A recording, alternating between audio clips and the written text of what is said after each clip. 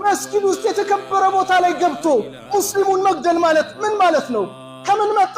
ወላሂ ጥላቻ ነው፣ ሌላ አይደለም። ወማ ነቀሙ ሚንሁም ኢላ አን ዩእሚኑ ቢላሂል ዐዚዚል ሐሚድ። ከነሱ ምንም አልጠሉባቸውም አለ አላህ።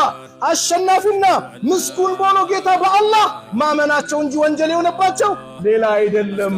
አዎ ላኢላሃ ኢለላህ ስላል ሙሐመዱን ረሱሉላህ ስላል ጠላት አድርጎ ያዝ። ይሄ ነው ወንጀላቸው፣ ሌላ አይደለም። ምን አጠፉ? ምን አጠፉ? ሙስና በሉ? የሰው መሬት ነኩ? ላ በቃ ሙስሊም ስለሆኑ ብቻ ወንጀለኛው ነው። ወላሂ በዚሁ አጋጣሚ በተለያየ ዓለም ላይ ያላችሁ ይሄን አጥፊ ቡድን፣ የሰውን ንብረት የሚዘርፍ ቡድን በተለይ ሙስሊሞች የምትረዱ የምትደግፉ በሙስሊሞች ደም ላይ እየቆመራችሁ መሆኑን ወቁት።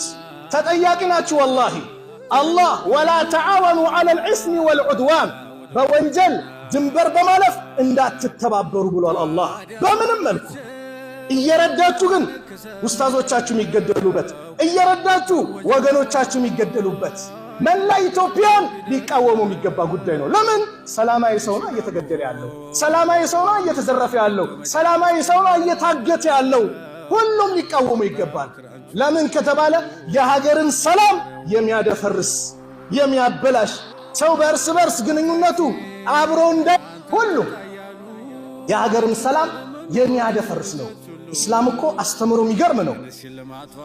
ሕፃናት እንዳትነኩ አለ፣ ሽማግሌ እንዳትነኩ፣ ሴቶችን እንዳትነኩ፣ ቤተ ክርስቲያን እንዳታፈርሱ፣ መስጊድ እንዳታፈርሱ፣ ዛፍ እንዳትቆርጡ የኢስላም ትእዛዝ ነው። ከጦርነቱ ጋር ግንኙነት ያለውን ብቻ ነው። ሕጋዊ ጂሃድ እንኳን መጥቶ ይህ ነው የኢስላም አስተምሮ። ቤተ ክርስቲያን እንዳይፈርስ፣ መስጊድ እንዳይፈርስ፣ ማምለኪያ ቦታዎች እንዳይነኩ፣ ዛፍ እንዳይቆረጥ፣ ሕፃናት እንዳይነኩ፣ ሴቶች እንዳይነኩ። ሌላውን ያከብራል እስራኤል